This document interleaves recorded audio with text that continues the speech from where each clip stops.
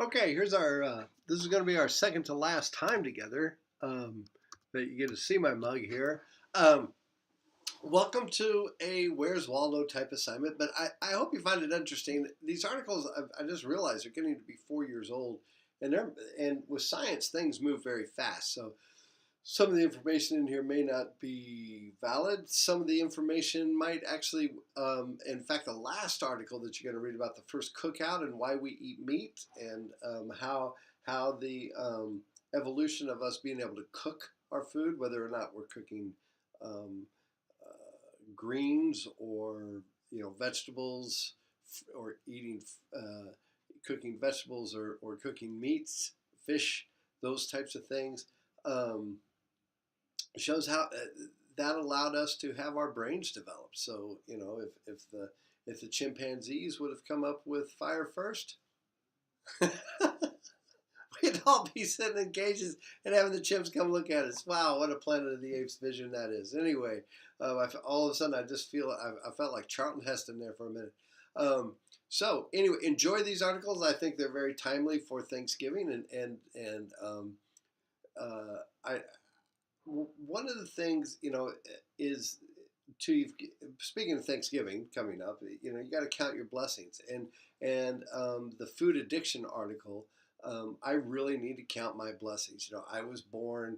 I didn't have. I don't have. I mean, I have the minor food addictions that we all do, and it explains in the article why.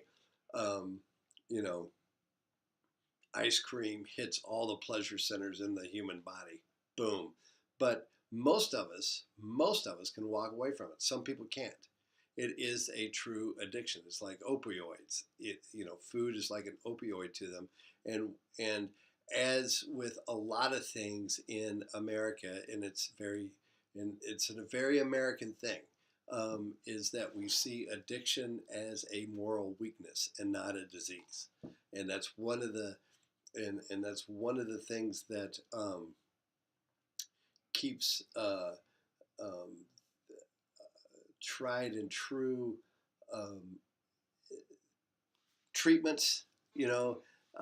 Sometimes become they're only for the very very wealthy who can afford to go to these clinics. To the famous Betty Ford clinic or to where all those celebrity clinics, health, addiction clinics and stuff.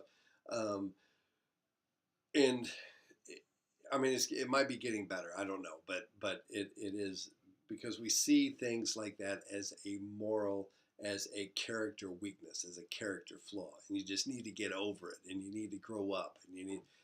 No, there's some physical. I mean, it's no different, and we're kind of that way with a lot. It's no different than having a cancer or something, and it's also led to some treatments that may or may not work. Now, I might be talking to some people where they will testify, and I believe them that AA saved their lives.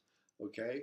However, the problem with AA and the problem with it being the only thing that's allowed by the government for us to use, as one of the main things for us to use is like on a like on a treatment thing, or it's is that because it's anonymous and because it's completely anonymous and there's no records ever kept or anything like that of any of the meetings because they want people it people come because it's going to be anonymous, um, then we have no scientific basis to know if it works or not. None. There's very scant scientific evidence that the 12-step program in AA works. Okay.